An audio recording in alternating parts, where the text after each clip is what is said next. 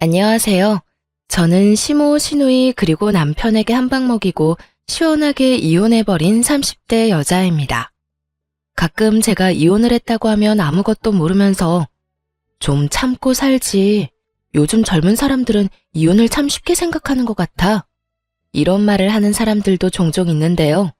그런 말을 들을 때마다 저를 생각해서 해주는 말인 줄 알지만 고구마 100개를 먹은 것처럼 답답한 마음이 드는 건 어쩔 수 없는 일인 것 같아요. 그런 걱정은 굳이 해주지 않아도 될 텐데 하는 마음이 들기도 하고요. 이때까지는 그저 이혼했다는 사실만 밝혔을 뿐 이혼 사유에 대해서 자세히 설명한 적이 없었는데요. 오늘은 제가 평소 애정하는 사연 열차에서 저의 이혼 스토리에 대해 풀어보려고 합니다. 그러면 시작해 보겠습니다. 저와 남편은 흔하디 흔한 소개팅으로 만나 결혼까지 하게 되었어요. 결혼 당시 남편은 모아둔 돈이 별로 없었고 시댁에서도 대학원까지 다니는 시누이 뒷바라지를 하느라 저의 결혼에 도움이 될 형편이 되지 않는 상황이었죠. 형편이 되지 않다고 결혼을 미룰 수도 없는 노릇이고 미룬다고 형편이 더 나아질 것 같지도 않았어요. 그렇다고 없던 일로 하기엔 남편을 너무나도 사랑하고 있었죠. 남편의 능력을 보고 결혼을 결심한 것도 아니었지만 모아둔 것이 없어도 너무 없던 터라 조금 고민스러웠던 것도 사실이에요. 이런 저의 마음을 알았는지 엄마가 선뜻 집을 내어주시더라고요. 딸이 고생하며 사는 것이 싫다고 하시면서요. 혼자의 힘으론 해결이 불가능한 상황이었기에 전 엄마의 도움을 받기로 했고 그렇게 저희는 남들보다 편하게 신혼집을 마련해 살게 되었습니다. 이런 상황을 시댁에서도 알고 친정에 많이 고마워하셨고요. 아가, 이야기 들었어. 사돈께서 집을 내주셨다며? 이렇게 고마운 일이 어디 있겠니? 너도 알다시피 우리가 막내딸 뒷바라지 한다고 하나뿐인 아들 장가가는데 아무 도움도 주지 못해서 마음이 좋지 않았는데 이렇게 도와주신다고 하니 죄송한 마음이 들지만 한편으론 마음이 놓이는구나. 감사하다고 꼭 전해주렴. 네, 어머님. 저희가 잘 살면서 갚으면 되니 어머님은 신경 쓰지 마시고 아가씨께 더 마음 써주세요. 길게 공부하는 게 여간 힘든 일이 아니잖아요. 그렇게 말해주니 고맙구나. 하여튼 우리 아들이 마누라 하나는 잘 골라왔네. 이런 시모였는데 화장실 들어갈 때 마음과 나올 때 마음이 다르다고 하잖아요. 어쩌면 사람이 그럴 수 있는 건지요. 친정에서 집을 받아 결혼할 때는 그렇게나 좋아하며 감사하더니 막상 결혼을 하고 나니 시모가 변하기 시작했어요. 자격지심도 그 정도면 병인데 엄마 집이니 엄마 명의로 두는 것이 당연한 건데도 시모는 저희가 사는 집이면 명의도 당연히 넘길 뿐만 아니라 제 명의도 아닌 공동 명의로 해줘야 하는 것이 아니냐며 딴지를 걸기 시작했어요. 10원짜리 하나 보탠 적도 없는 친정엄마 집을 두고 말이죠. 예, 너 혹시 우리 아들 기 죽이고 그러는 거 아니지? 네? 제가 왜 제 남편 기를 죽여요, 어머님? 그런데 갑자기 그런 말씀은 왜 하시는 거예요? 혹시 남편이 무슨 말 하던가요? 아니, 그런 게 아니라 지금 사는 집이 사돈 명의이지 않니? 그래서 혹시나 우리 아들이 장모 집에 산다는 생각에 기죽어 지낼까 봐서 그렇지. 그러게 진작 해주는 김에 명의까지 다 넘겨주면 얼마나 좋아. 공동 명의로 말이다. 그랬으면 우리 아들 어깨 축 펴고 살았을 거 아니야. 매번 이유를 바꿔가며 명의 타령을 해대는 것이 지겹지도 않은지 참 끈질기게도 명의를 걸고 넘어지더군요. 몇 달 동안 같은 문제로 걸고 넘어지니 기계적으로 답하던 그러게요 소리도 나오지 않을 지경이었어요. 그래서 전 이 지겨운 명의 문제를 마무리 짓기 위해 조금 단호하게 나가기로 했어요. 어머님, 제가 이런 말까지 하지 않으려고 했는데요. 아무래도 지금 확실하게 하지 않으면 계속 같은 문제로 감정 상할 것 같아서 말씀드릴게요. 왜? 무슨 할 말이라도 있니? 혹시 명의 바꿔주신다고 하든? 아니요. 명의는 앞으로도 절대 바뀔 일 없을 거예요. 지금 사는 이 집, 저희 엄마가 힘들게 번 돈으로 마련해서 조금이라도 편하게 생활하시려고 세주고 계시던 집이었어요. 생활비에 꼬박꼬박 보탠대던 집, 딸이랑 사위 대출 걱정하지 말고 살라고 내주신 건데 명의까지 바라면 그게 도둑놈 심보 아닐까요? 심지어 집 세금도 여전히 엄마가 내고 계신다고요. 한 푼이라도 더 모아야 저희도 안정된 생활할 수 있다고 하시면서요. 그러니까 앞으로 명의 문제는 꺼내지 말아주셨으면 해요. 이렇게까지 말하면 양심에 찔려서라도 아무 말 못하겠지 했는데 시모는 제 생각보다 더 양심은커녕 생각조차 없는 사람이더군요. 무슨 말을 그렇게 하냐며 도리어 저에게 화를 내기 시작했으니까요. 아니 얘, 너 무슨 말을 그렇게 하니? 도둑놈 심보라니? 넌 내 아들이 도둑놈이란 이 말이니?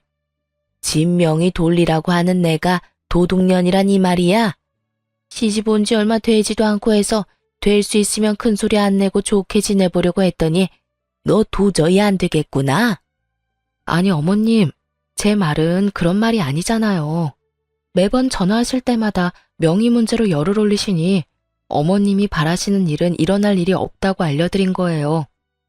다 됐고, 너 이번 주 주말에 집에 좀 오거라. 네가 할 일이 있어. 이러고 끊어버리는데 정말 사람 미칠 지경이더군요. 제가 노는 사람도 아니고 저도 엄연히 회사 생활을 하는 데다가 시댁까지 3시간은 넘게 걸리는데 특별한 날도 아니고 저를 골탕 먹이려고 하는 것이 뻔히 보이는데 이를 어쩐다 싶었어요. 저는 하는 수 없이 남편에게 이러한 사실들을 털어놓으며 남편에게 도움을 구하기로 했죠. 여보, 사실은 어머님께서 결혼하고 난 후로 계속 우리가 사는 집 명의까지 넘겨받아야 하는 거 아니냐고 하셔. 그것도 공동명의. 그게 당신 기 세워주는 일이라면서 하시는데 내가 매번 그건 좀 곤란하다고 해도 늘 같은 말만 하시네. 그랬어? 그런 일이 있었으면 진작 말을 하지 그랬어. 엄마도 참 욕심이 과하셨네. 당신 걱정되는 마음에 그렇게 말씀하시는 거 알겠는데 이번에 또 전화와서 그러시길래 그건 안 되는 일이라고 좀 단호하게 말했더니 주말에 집에 오라고 하시더라고. 할 일이 있다면서. 어떻게 하지? 어떻게 하긴 뭘 어떻게 해. 가면 혼은 혼대로 나고 일은 일대로 할 게 뻔한데. 가지마. 내가 엄마한테 전화해서 일 있다고 잘 말할게. 당신 회사에 중요한 일 맞아서 주말에도 일 나간다고 하면 돼. 그러면서 당신이 요즘 나한테 여러모로 신경 많이 써준다고 슬쩍 흘리면 엄마도 마음 풀릴 테니까 너무 걱정하지 마. 고마워. 고맙긴 내가 미안하지. 엄마가 괜히 당신 귀찮게 해서 앞으로 그런 말 안 나오게 내가 잘 말해볼게. 이때까진 남의 편이 아닌 제 편이었던 남편은 호언장담한 대로 시모를 잘 구워 삶은 모양이었어요. 다음날 시모에게서 다정한 목소리로 주말에 바쁘면 굳이 오지 않아도 된다는 전화를 받았거든요. 이로써 더는 시댁 일로 신경 쓸 일이 없겠거니 했는데 글쎄 더 큰 문제가 저를 기다리고 있더군요. 그건 바로 시누이였어요. 시누이는 철딱서니가 없어도 그렇게 없을 수가 없었는데 가끔 시댁에 갈 때마다 제가 본 시누이의 모습은 저희가 오든 가든 인사도 하지 않는 것은 기본이었고 방에서 온종일 뭘 하는 것인지 방은 엉망진창 그런 난리도 또 없더군요. 그런 인간이 집안일을 돕는 일은 전혀 없었고 식사 자리도 가장 늦게 나와 밥만 딱 먹고선 제 밥그릇 한번 치우는 법이 없더군요. 본인 행동은 그따위로 굴면서 입만 열면 하는 말은 가관이었어요. 언니, 엄마한테 들었는데 생전 엄마한테 전화 한 통 안 한다면서요? 며느리로서 적어도 일주일에 한 번은 시어머니한테 연락해야 하는 거 아니에요? 도리 몰라요, 도리? 적어도 도리는 지키면서 삽시다, 우리. 그거야 제가 연락드리기 전에 어머님이 전화를 주시니까 굳이 제가 할 필요가 없어서요. 어머님께서 일주일에 많으면 4번, 적어도 2번은 연락해 주시는데 굳이 저까지 연락을 드려야 할까요? 아무리 그래도 엄마가 먼저 하는 거랑 언니가 먼저 하는 거랑 느낌이 다르잖아요. 아무튼 언니도 엄마한테 연락 좀 하고 살라고요. 아가씨, 연락 문제는 어머님이랑 저랑 알아서 할게요. 방금 말했다시피 어머님이 그렇게 자주 연락이 오는데 제가 궁금한 게 뭐가 있을 것이며 제가 굳이 먼저 연락할 일이 뭐가 있겠어요? 아가씨는 나중에 결혼하면 시어머니랑 일주일 내내 연인 사이처럼 전화통화하면서 지낼 수 있어요? 별로 할 말도 없는데 굳이 도리상? 그건 아니지만. 그거 아니면 그냥 저희 일은 저희가 알아서 하게 두고 아가씨 일이나 신경 써요. 어머님께 들어보니 아가씨 방 청소도 제대로 안 한다고 한숨 쉬시던데. 딸 된 도리로 나이 많은 엄마를 부려먹으셔야 하겠어요? 그것뿐이에요. 매번 올 때마다 밥그릇 한 번 치우는 모습을 본 적도 없고 자기가 먹은 밥그릇 설거지통에 담는 게 힘든 일은 아니지 않나요? 전 진정한 도리가 무엇인지 시누이에게 알려주었고 제 말에 시누이는 입을 꼭 다물고 그저 저를 노려보다 방으로 들어가 버리더군요.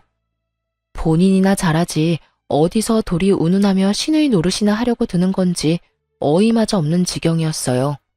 더 어이없는 건 이런 시누이에게 오냐오냐 하는 남편의 태도였어요. 여동생이 정신을 못 차리고 버릇없이 굴면 남편이라도 나서서 한 소리 해야 할 텐데 이래도 최고 저래도 최고. 남편은 그저 여동생이 죽으라면 죽는 신용까지라도 할 태세였습니다. 그러던 어느 날 일이 터지고야 말았어요.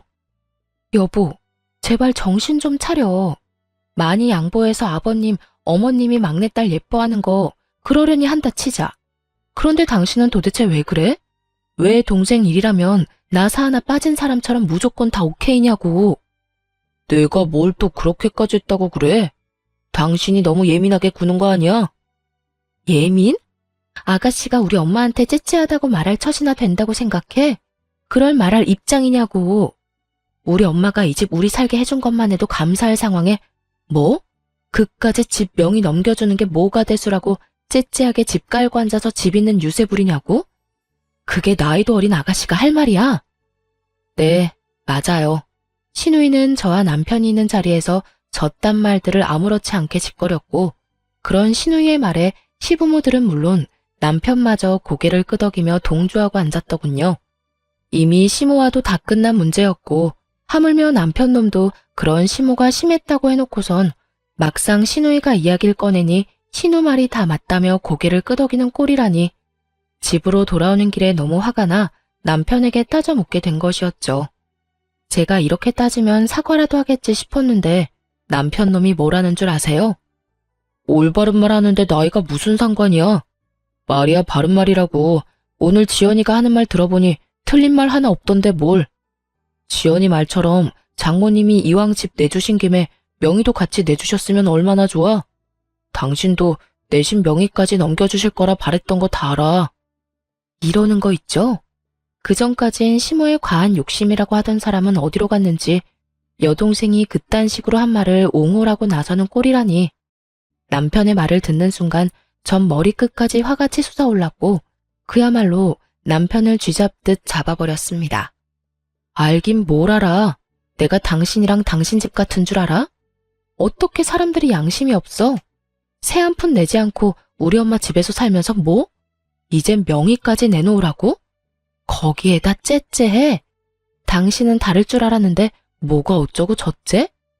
이럴 줄 알았으면 엄마가 집 들어가서 그냥 살라고 할 때 반대하는 거였어. 아니다. 지금이라도 늦지 않았네. 우리 이사 나가. 이사 나가서 대출을 껴서 집을 사든 월세살이를 하든 그렇게 하자고. 난 더는 우리 엄마한테 감사하기는커녕 명의까지 탐내는 당신이랑 우리 엄마 집에서 못 살아. 제 말에서 깊은 분노를 느낀 남편은 서둘러 그런 뜻이 아니었다며 저를 달래기 시작했고 집에 도착할 때까지 전 한마디도 하지 않았어요. 화가 너무 난 상태였던지라 입을 여는 순간 이혼이라는 말이 나올 것만 같았거든요. 그 후론 남편이나 시댁에서나 명의 이야기는 꺼내는 일이 없었고 저는 최선을 다해 시댁 식구와의 만남을 피하며 지내고 있었습니다. 만날 때마다 기분만 상할 뿐더러 기운만 뺏기니 아무리 시댁 식구라 한들 만나고 싶지 않은 마음이 컸으니까요. 남편 역시 이런 제 마음을 알았는지 굳이 시댁 식구들과 저를 엮지 않고 지내며 가족들이 생각나거나 보고 싶은 날엔 혼자 다녀오곤 하더군요. 지금 생각하면 정말 시댁에 간 건 맞았나 싶긴 하지만요. 하여튼 그렇게 저에겐 평화롭던 어느 날 남편이 제 눈치를 살피는가 싶더니 어렵게 이야기를 꺼내놓더라고요. 여보, 저기 할 말이 있는데 시간 있어? 무슨 말이길래 이렇게 뜸을 들여? 왜? 무슨 일 있어? 그게 다른 게 아니라 지연이가 서울에 온다네? 며칠 지내고 간다나 봐. 아가씨가? 왜? 며칠이나? 한 3일 정도? 놀러 오는 게 아니라 취업 때문에 여기저기 자리 알아본다고 올라온다는데 우리 집에서 좀 지내면 안 돼? 평소 시누이가 집에서 어떤 꼴로 지내는지 뻔히 아는데 저희 집에 들일 순 없는 노릇이었죠. 하물며 서로 앙금도 남아있던 터라 더욱 집에서 지내게 하고 싶진 않더라고요. 누군 고작 3일이라고 할 수도 있겠지만 저에겐 그 3일이 지옥 같을 것이라 믿어 의심치 않았기에 저는 고민할 것도 없이 남편에게 이렇게 말했어요. 당신도 알지? 그때 일로 아가씨나 나나 아직 앙금 남아있는 거. 거기에다 그때 아가씨 그 말 때문에 우리 크게 싸우기까지 했었어. 그런데 우리 집에 아가씨를 3일이나 지내게 하자고? 난 싫어. 절대 싫어. 그리고 아가씨 자기 손으로 뭐 하나 할 줄 아는 것도 없잖아.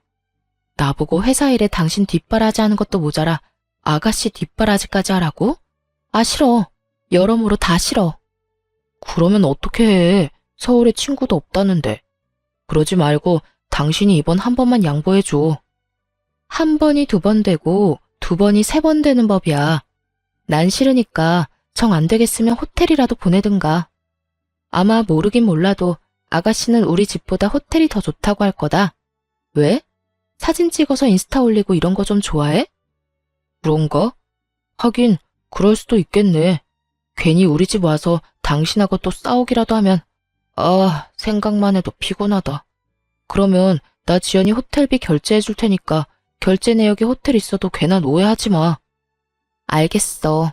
오해 같은 거 절대 안 할 테니까 집으로나 데리고 오지 마. 그렇게 시누이는 3일 동안 호텔에서 지내게 되었고 저의 예상대로 시누이는 섭섭해하기는커녕 호텔에서 지내는 3일 동안 아주 만족하며 지냈다고 하더군요. 하긴 돈이 얼만데 싫다고 할 수 있겠어요. 그 뒤로도 종종 시누이가 면접 때문에 서울로 올 때면 호텔에서 지내게 되었고 그럴 때마다 남편이 달려가 결제를 해주곤 했어요. 생각보다 그 지출이 커 아까운 마음이 없었던 건 아니었지만 집으로 데리고 와 서로 얼굴 붉히고 괜한 에너지 쏟는 것보단 나은 것이라 생각했기에 그저 지켜만 보고 있었죠. 그런데 아무리 취업 때문이라고는 하지만 시누이가 너무 자주 올라온다는 생각을 지울 수가 없더라고요. 처음엔 결제만 해주고 오던 남편도 시누이가 오는 날엔 함께 저녁을 먹는다며 늦기 시작하더니 어느 순간부턴 함께 면접 준비를 한다며 외박을 하는 날도 종종 생기더군요. 그날 역시 그런 날이었어요. 여보, 오늘 지연이 오는 거 알지? 매번 면접에서 떨어지고 지연이가 요즘 힘들어해. 그래서 하는 말인데 오늘도 지연이랑 있으면서 면접 연습 좀 하려고. 그러면 오늘도 안 들어오는 거야? 아마도. 될 수 있으면 늦게라도 오겠지만 혹시 모르는 일이니까 기다리지 마. 알겠지?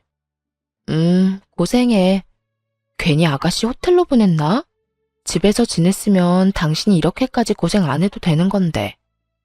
아니야. 당신 말대로 집에서 지냈으면 내가 더 힘들었겠다 싶기도 해. 당신이랑 지연이 서로 안 맞는 건 사실이잖아. 나도 지연이랑 당신이랑 다투기라도 하면 무턱대고 당신 편을 들 수도 없고 호텔에서 지내는 게 여러모로 좋은 결정이었어. 그러니까 그런 신경 쓰지 말고 퇴근하고 와서 푹 쉬어. 알겠어. 조금 미안하더군요. 남편의 외박이 잦아지며 쎄한 기분이 들었는데 저렇게까지 저를 신경 써주고 있었다니 괜히 미안한 마음이 들기도 하더라고요. 그런 마음이 들자 그래도 시누이가 취업 좀 해보겠다고 서울까지 와서 저 고생을 하는데 언니라는 사람이 마냥 손 놓고 있는 것도 좀 아니란 생각도 들었고요. 그래서 전 퇴근 후 호텔로 찾아가게 되었습니다. 평소 남편이 시누이가 올 때마다 결제해주던 호텔을 알고 있었던 터라 호텔로 찾아가 남편에게 전화를 걸었지만 전화를 받지 않더라고요. 바쁜가 하는 마음에 신우이에게 전화를 걸려는 순간 남편의 뒤통수가 보이더군요. 신우이가 아닌 낯선 여자와 끌어안다시피 어깨동무를 하고 걸어가고 있는 남편의 뒤통수가요. 그 순간 저는 정말 이성의 끈을 놔버렸고 그대로 두 연놈에게 말 그대로 돌진을 하고 말았습니다. 야, 그 여자가 네 여동생이냐? 저는 소리를 질러버렸고 저를 발견한 남편은 많이 당황한 듯 뒷걸음질을 치며 말까지 더듬고 있더군요. 여보, 여길 어떻게... 그게 어떻게 된 일이라면... 그게 말이지... 현장에서 딱 걸렸으니 무슨 변명이 필요하겠어요? 아니, 무슨 말이 생각이나 나겠습니까? 남편은 어떤 말도 생각이 나지 않는지 그저 같은 말을 반복하며 저를 보고 있더라고요. 그래, 무슨 할 말이 있겠어. 이렇게 현장에서 딱 걸렸는데 말이야. 언제부터니? 도대체 언제부터 바람 피우고 돌아다녔냐고. 그리고 바람을 피우려거든 들키지나 말지. 떡하니 아가씨가 드나들던 호텔에서 이러고 싶니? 내가 찾아올 거란 생각은 전혀 하지 못한 거야. 그 머리로 어떻게 대학은 가고 어떻게 취업을 했니? 저는 고래고래 소리를 질러댔고 그 순간 상간녀는 제 눈치를 살핀다 싶더니 도망치려 자세를 잡고 있더군요. 그래서 그냥 도망치게 뒀냐고요? 그럴 리가요. 뒤를 돌아 금방이라도 달려나가려는 상간녀의 머리채를 그대로 확 잡아버렸어요. 야, 감히 어딜 도망가려고? 이 상황 수습은 해놓고 가야 할 거 아니야. 보아하니 하루 이틀 만난 사이는 아닌 것 같은데 두 사람 언제부터 만났니? 내 남편 언제부터 만났냐고. 이거 놓고 말해요. 머리카락 다 뽑힌다고요. 아, 진짜 쪽팔리게 이게 뭐예요? 이렇게 우악스럽게 굴지 말고 이거 놓고 대화로 하자고요. 교양업계 이게 무슨 짓이에요? 교양? 교양 같은 소리 하네. 너는 교양이 철철 흘러넘쳐서 가정 있는 남자랑 호텔 오니? 내가 아는 교양은 그런 말이 아니었는데 요즘은 바뀌었나 보다. 그쪽 남편이랑 그런 사이 아니거든요? 그래. 거래처 사람인데 급하게 받아야 할 자료가 있어서 잠시 들린 거라고요. 여기 있다고 하길래 잠시 온 거라고. 아무것도 모르면서. 그러니까 얼른 놔달라고요. 아, 너희 회사에선 거래처 사람이랑 어깨동무도 하고 호텔 로비에서 뽀뽀도 하고 그러는가 봐. 왜? 이것도 아니라고 우겨보시지? 여기 CCTV 쫙 깔려있거든? 너도 눈은 있지? 여기도 저기도 CCTV 달려있는 거. 이게 잘못했다고 싹싹 빌어도 모자랄 판국에 뭐? 아무것도 몰라? 저는 미친 소리를 짓거려대는 상간녀의 머리채를 잡고 흔들어버렸고 벙쪄있던 남편놈이 이러다 상간녀 잡겠다 싶었는지 급하게 저를 저지하고 나서더군요. 여보, 그만해. 이러다 사람 잡겠어. 내가 다 설명할 테니 우선 이 사람 보내고 집에 가. 집에 가서 이야기하자고. 남편은 필사적으로 제 소나기에서 상간녀를 떼놓았고 제가 그런 남편을 노려보는 사이 상간녀는 걸음아 나 살려라 도망을 치더라고요. 저에게 머리채를 뜯기느라 내팽겨쳐진 가방도 챙기지 못하고요. 전 그런 상간녀의 가방을 챙겨 집으로 돌아와 버렸고 남편 역시 그런 저의 뒤를 따라 집으로 들어오더군요. 여보, 내가 진짜 미쳤었나 봐. 당신을 두고 내가 그런 짓까지 하면 안 되는 거였는데 한 번만 용서해주면 안 될까? 당신은 못 믿겠지만 정말 처음이었어. 사랑, 이런 감정이 아니라 한순간 충동, 그래, 충동 같은 거였다고. 나한텐 당신뿐인 거 누구보다 당신이 더 잘 알잖아. 나한테 여자는 당신뿐이야. 내가 사랑하는 사람은 당신뿐이라고. 정말 마음을 준 적은 단 한 번도 없었다고. 정말 웃기지도 않은 소리지 않나요? 왜 바람 피우는 것들은 하나같이 이런 말을 하는 건지. 어디 외도 학원이라도 다니는 것인지 남편은 외도를 저지르다 들킨 인간들의 단골 대사들을 줄지어 읊어대기 시작하더군요. 다른 건 몰라도 폭력, 외도, 도박은 절대 고칠 수 없는 병이라고 생각하던 저였기에 두말할 것 없이 이혼을 말하게 되었죠. 이제 와서 사랑? 마음은 준 적 없어? 그 말을 내가 어떻게 믿어? 당신이 당신 동생 핑계대면서 외박한 적이 몇 번인데. 다 됐고, 이혼해. 이혼이라니. 어떻게 이런 일 한 번 있었다고 이혼하자는 말을 할 수가 있어? 넌 바람 피운 게 이런 일이라고 가볍게 이야기할 일이니? 넌 그런 줄 몰라도 난 아니야.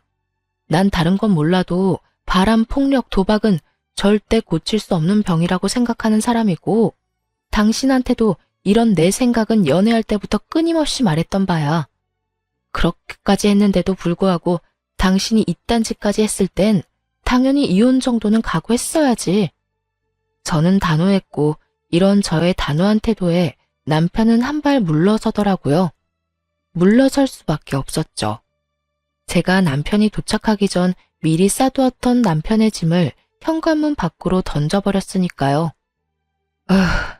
당신 지금 너무 흥분한 것 같다. 그래, 너무 흥분해서 당신이 지금 무슨 말을 하고 있는지도 모르는 것 같은데 나중에 이야기해. 나중에 흥분 좀 가라앉고 나면 그때 이혼이든 뭐든 이야기하자고. 이렇게 말한 남편은 집을 나가버렸고, 그런 남편의 뒷모습을 보며 정말 배신감에 치가 떨리는 기분이 무엇인지 알 것 같더군요. 잠깐이라도 저딴 인간한테 미안함을 느낀 제가 한심스럽기도 하고, 왜 단 한 번도 저런 남편을 의심하지 못했을까 하는 마음이 들기도 하고요. 하긴 여동생 핑계로 그것도 다른 것도 아닌 취업을 앞세워 외도를 저지르고 있었으니 의심을 할 수도 없는 상황이었죠. 거기에다 시누이가 정말 올라온 적도 있었고, 그런 시누이라면 벌벌 떠는 남편이었으니 꿈에도 생각하지 못했던 것입니다. 그렇게 남편에 대한 원망과 스스로에 대한 한탄으로 치를 떨고 있는데, 집에서 나간 지 5분도 되지 않은 남편에게서 전화가 오더군요. 제 휴대전화가 아닌 상간녀가 미처 챙기지 못한 가방 안에 들어있던 상간녀의 휴대전화로요. 하트만 5개인 이름이 뜨고 전 직감적으로 남편임을 알았고, 전 전화를 받아 아무 말도 하지 않고 있었어요. 제가 아무 말도 하지 않자 남편은 화가 난 상간녀가 아무 말도 하지 않고 있다고 생각했는지 혼자 말을 쏟아내기 시작하더군요. 자기야, 화 많이 났어? 왜 아무 말도 안 해? 그래. 나 같아도 화 많이 났을 것 같아. 미안해. 내가 좀 더 조심했어야 했는데 갑자기 그렇게 찾아올지 꿈에도 몰랐어. 나 집에서 쫓겨났다? 이혼하자네. 눈 하나 깜짝하지 않고 이혼하자는데 어쩌면 그렇게 독한지. 하긴 그 여자가 독한 구석이 있어. 내가 말했었지? 그 여자 독하다고. 차라리 잘 됐어. 내가 빨리 정리할 테니까 자기가 늘 원하던 대로 우리 같이 살자. 나 이제 자기뿐이야. 내가 그 여자랑 정리만 깔끔하게 되고 나면 자기한테 잘할게. 우선 이혼 전까진 우리 거리를 좀 두면서 지내야 할 것 같아. 이 여자 지금 눈이 완전 뒤집혀서 무슨 짓까지 할지 예상이 안 돼. 혹시나 회사 찾아와서 난리라도 부리면 우리 둘 다 무사히 회사 생활하는 건 힘들 거야. 내가 끝까지 이혼은 안 된다고 하면서 이 여자 마음 달래면 이혼은 하더라도 회사까진 찾아오지 않을 거야. 그렇게까지 치사하게 굴 여자는 아니거든. 하여튼 지금도 당장 자기한테 가고 싶은데 혹시나 사람 붙였을 수도 있어서 못 가. 그러니까 너무 섭섭해하지 말고 많이 놀라고 화났을 텐데 진정 좀 하고 쉬어. 그럼 끊을게. 사랑해 자기야. 난 자기밖에 없어. 끝까지 절절한 남편의 고백을 듣고 있자니 덜덜덜 떨리던 치가 촥 가라앉는 느낌이 들더군요. 머리가 확 맑아졌다고나 할까요? 배신감에 마비되었던 이성이 제자리를 찾으며 정신이 또렷해졌어요. 전 상간녀의 가방을 살펴보기 시작했고 남편의 회사명이 찍힌 볼펜부터 물티슈까지 나오더군요.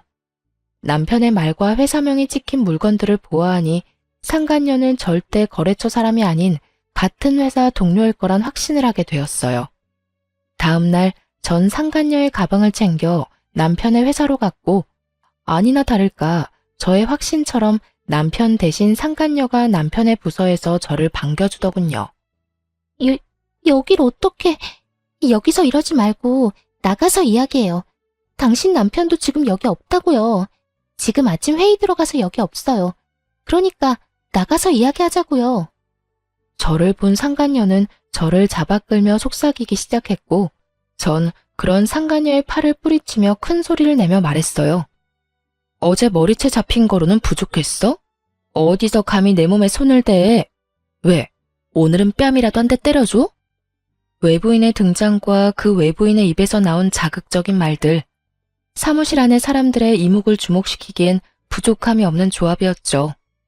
그 조합에 보답하듯 사람들의 시선이 상간녀와 저에게 꽂히기 시작했고, 상간녀는 안간 힘을 쓰며 저를 설득하려 애를 쓰더군요. 그런 게 아니라 여긴 회사잖아요. 제가 다 잘못했으니까 제발 나가서 이야기해요. 누구 좋으라고 나가서 이야기해. 내 남편은 어디 갔니? 아, 네 애인이라고 해야 하나? 이게 무슨 상황인가 눈을 반짝이며 구경하던 사람들은 제 말을 듣자마자 저마다 놀라 탄성을 자아내기 시작하더군요. 손가락질하며 그럴 줄 알았다 하는 사람들도 있었고요. 이보세요. 이것도 엄연히 명예훼손인 거 알고 있어요? 경찰에 신고하기 전에 당장 나가요. 나가서 이야기를 나누든 뺨을 때리든 나가서 하자고요. 경찰?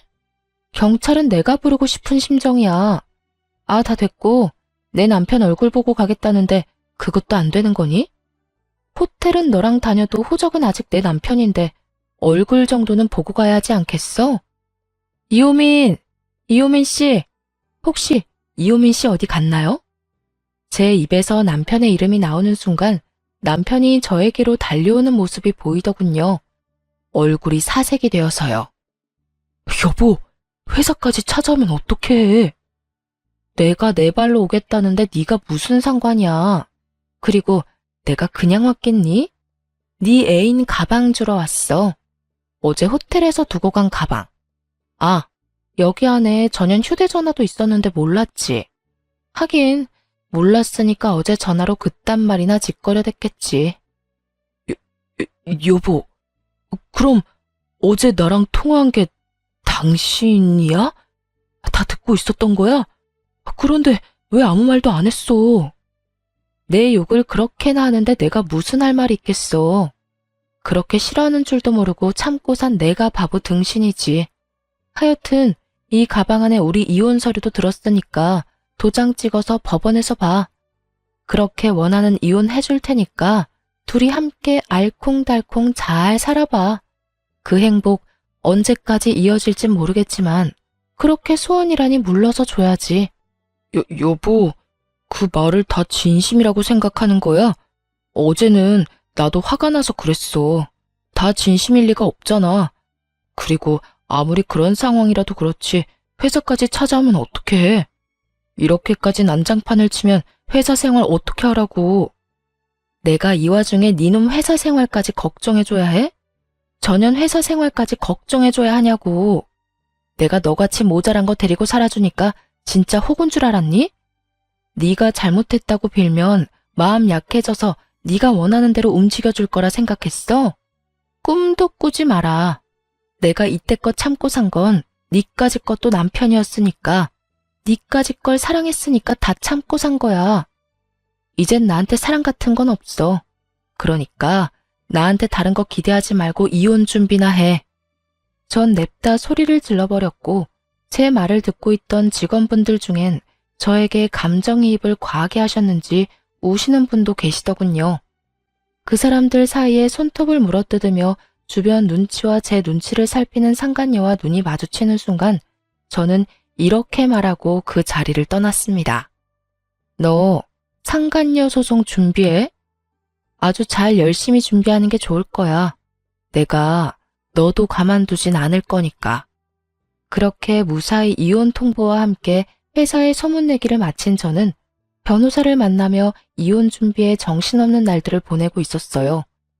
이혼 결정만 하면 당장이라도 이혼할 수 있을 줄만 알았는데 현실은 그렇지 않더라고요.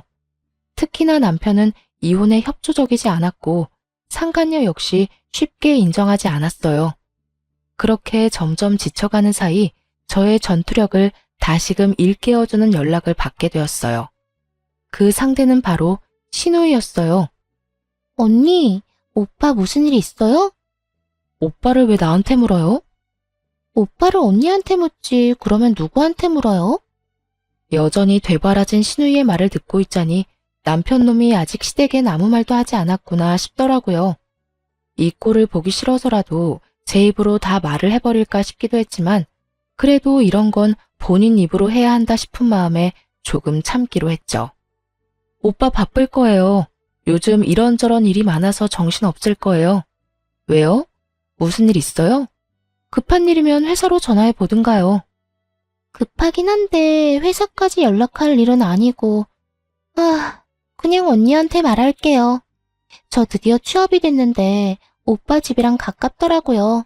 한 번에 가는 교통편도 있고. 그래서 말인데 저 따로 지낼 곳 구할 때까지 오빠 집에서 지내도 되죠? 한 달 정도면 되지 않을까 싶은데. 역시는 역시다 싶더군요.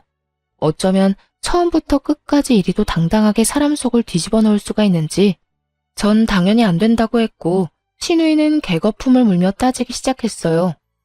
하루도 절대 안 되는 판국에 한 달이요? 될 거라고 생각하는 건 아니죠?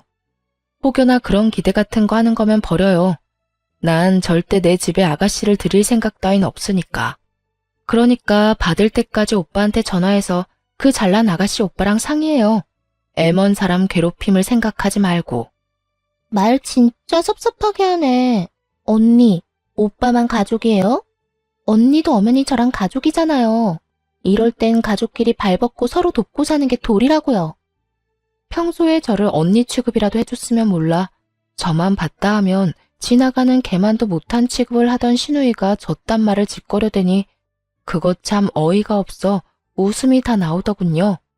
그 와중에 또 도리 어쩌고 하는 꼴이 잠시 사그라들었던 저의 복수 의지를 불태우기도 했고요.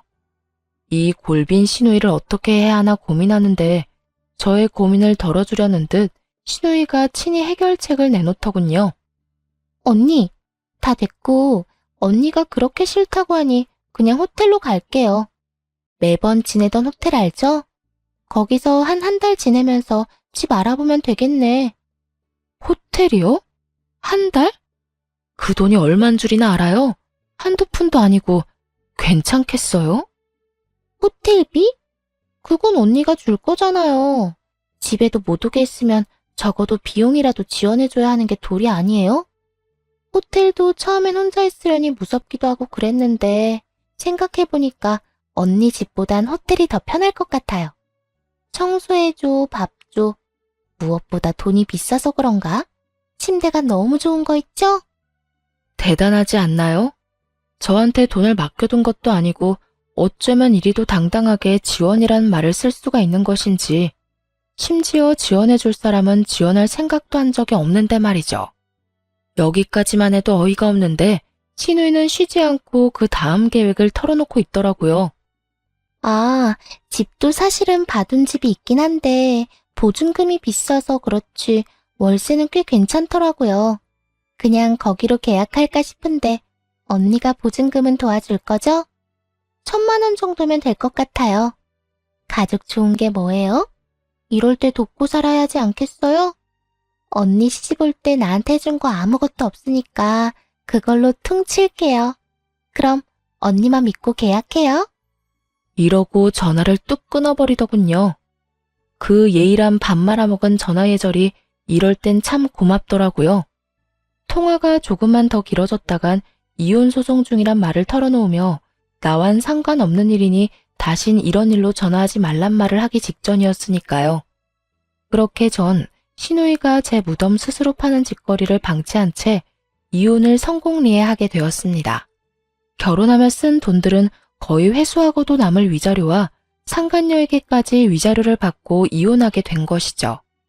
그 정도 위자료까진 기대하지 않았는데 다 출중한 변호사분 덕분이었죠. 두 사람은 회사에서 권고사직을 당한 상태로 보였고 계획대로 되는 일이 없자 사이도 틀어진 것 같더라고요. 이게 다 너 때문이야. 이게 왜 나 때문이야? 다 네 놈 때문이지. 유부남이면 유부남답게 행동했어야지. 내가 뭘 어쨌다고. 그렇게 말하는 너야말로 나 유부남인 거 다 알면서 나한테 꼬리쳤잖아. 말술을 마시면서 맥주 한 잔 먹고 어지럽다고 하질 않나? 호텔 구경을 하고 싶다고 하질 않나? 내가 미쳤지. 이런 상여인 줄도 모르고 넘어간 내가 한심한 놈이지. 그러게, 누가 넘어오래? 좋다고 넘어온 사람이 누군데? 그리고 너만 손해가 막심한 줄 알아? 나도 마찬가지다 이거야. 내 나이가 몇 살인데 회사 잘린 것도 모자라 상간녀 딱지까지 어떻게 책임질 거야? 내가 왜 책임져? 자기 인생은 스스로 책임지고 챙기고 살아야지. 하여튼 소송만 끝나면 다신 보지 말자. 니년만 보면 화가 치밀어 오른다고. 어쩌다 니년 같은 걸 만나서 내 꼴이 이렇게 됐나 해서. 이렇게 네가 잘했니 내가 잘했니 싸우는 꼴을 종종 보이곤 했으니까요. 이것만으로도 통쾌한데 더 통쾌한 일이 저를 기다리고 있더군요. 이혼하고 난 후 전 남편이 이혼 소식을 시댁에 전했는지 화가 잔뜩 난 전 시누이에게서 연락이 왔더라고요. 언니, 이혼했다는 거 사실이에요? 왜요? 왜 이혼했는데요? 내가 그런 것까지 너한테 말해야 하니? 내가 왜? 너, 지금 너라고 했어요? 아, 이혼했다 이거예요? 됐다 됐어. 그깟 호칭이 뭐라고. 다 됐으니까 이혼했어도 내 호텔비랑 보증금은 해줄 거죠? 나 방 계약도 다 했단 말이에요. 아이 참, 왜 이혼하고 난리야? 왜 나한테 한마디 상의도 없이 이혼하냐고. 간도 크다 했어요. 저는 이러다 할 대답도 하지 않았는데 덜컥 방부터 계약했다고 난리를 부려대더군요. 거기에다 한 달이 남짓한 시간 동안 정말 호텔에서만 쭉 지낸 듯 했고요. 내가 왜? 내가 언제 해준다고 했었나? 그리고 아주 만약에 내가 이혼 안 했더라도 네 호텔비는커녕 보증금 따위 줄 생각은 전혀 없었어. 그런데 지금 이 상황에 내가 왜 너한테 돈을 주겠니? 꿈 좀 깨라. 이제 와서 그렇게 나오면 어떡해요. 지금 쓴 돈이 얼만데. 그러지 말고 호텔비는 오빠한테 달라고 할 테니까 보증금이라도 좀 해달라고요. 마지막 선물. 그래, 마지막으로 나한테 주는 선물이라고 생각하면 되겠네. 마지막 돌이라고 생각하고 오빠한테 받은 위자료로 딱 보증금만 해줘요. 해달라고요. 아, 해달라고. 이러면서 악을 쓰기 시작하는데 도저히 좋은 말론 말이 통하지 않겠더라고요. 제 입 더러워지는 것이 싫어 험한 말은 하고 싶지 않았는데 하는 수 없겠더군요. 이런 미친년이 있나? 야, 미쳐도 곱게 미쳐. 너 나한테 돈 맡겨놨어? 어디 빚쟁이처럼 돈 내놓으라고 이 난리야? 네가 쓰고 네가 쓴 돈 네가 알아서 해결해. 그리고 말끝마다 돌이 찾아대는데 그 좋아하는 돌이 너나 잘 지켜. 나이 먹고 자기 밥그릇 하나 씻을 줄도 모르고 자기 방 청소 한 번 제대로 한 적 없는 년이 어디서 감히 돌이 타령이야? 다시 한번 전화해서 돈 내놔라 하기만 해봐. 내가 네 회사까지 찾아가서 입사하자마자 잘리게 해줄 거니까. 알겠으면 끊어. 제 말이 통했는지 그 뒤론 연락 같은 건 오지 않더라고요. 얼마나 통쾌했는지 모릅니다. 제 입까지 더럽힌 것이 못내 찝찝하긴 했지만 어찌되었든 할 말은 다 했으니까 그걸로 됐다 싶었어요. 그렇게 그 질긴 인연도 끝일 거라 생각했는데 며칠 뒤 전 남편에게 연락이 와 득달같이 따지고 들더군요. 너 진짜 무슨 생각으로 그랬어? 나 엿먹이려고 그랬냐? 우리 지연이 엿먹이려고 그랬냐고. 이혼 소송 중이라고 말이라도 해줬으면 지연이가 계약까지는 안 했을 거 아니야. 이제 어떻게 할 거야? 호텔비야 내가 줬지만 계약금은 다 날리게 생겼다고. 이 지긋지긋한 인간은 끝까지 제 탓을 하며 물고 늘어지더군요. 하긴 이런 인간이니 외도나 저지르고 회사도 잘리는 게 아니겠어요? 정 그런 남편놈에게 한껏 비웃음 가득한 목소리를 내며 이렇게 말해주었어요. 동생이라는 년이나 오빠라는 놈이나 쌍으로 미쳤구나. 정신 차려. 호텔에서 돈 쓴 것도 네 동생, 생각 없이 덜컥 계약부터 한 것도 네 동생이야. 계약금 날리는 게 아까우면 네가 대출을 받든 장기를 팔든 해서 보증금 해주면 되는 거고 그것도 안 되면 네 집에 말해. 나한테 이러지 말고. 뭘 잘했다고 나한테 그런 설명을 해라 마라 명령질이야? 내가 이혼할 판국에 그런 설명까지 친절하게 하리? 제발 정신 차리고 나한테 2번 다시 연락하지 마. 알겠어? 전화를 끊은 저는 그 지긋지긋한 인간들의 전화를 다 차단하며 비로소 전 남편과 전 시댁과의 인연의 마침표를 찍었습니다. 그 후 신혼집으로 지내던 집은 다시 세를 주고 전 친정에서 지내고 있습니다. 오만정이 떨어진 이혼이라고 한들 심적으로 너무 힘들더라고요. 그런 저에게 친정엄마는 함께 살자고 해주셨고 저는 죄송하긴 했지만 엄마의 뜻을 따르기로 했습니다. 처음엔 엄마 역시 상심이 크시긴 하셨지만 그간 제가 어떻게 지냈는지 듣게 되시며 차라리 잘했다고 해주시더라고요. 그렇게 살다간 제 명대로 살진 못했을 거라고요. 전 여전히 회사에 다니며 잘 지내고 있어요. 이혼 이후 그간 꽉 막혔던 운이 트이는 듯 일도 잘 진행된다 싶더니 현재는 진급까지 앞두고 있어요. 일도 잘 풀리고 가정에서 스트레스 받을 일도 없으니 삶의 활력도 생기고 마음도 훨씬 여유로운 것이 왜 진작 이혼하지 않고 버티고 살았나 후회까지 되는 거 있죠. 이로써 저의 긴 사연도 끝이 났네요. 저의 긴 사연 함께 해주셔서 감사합니다.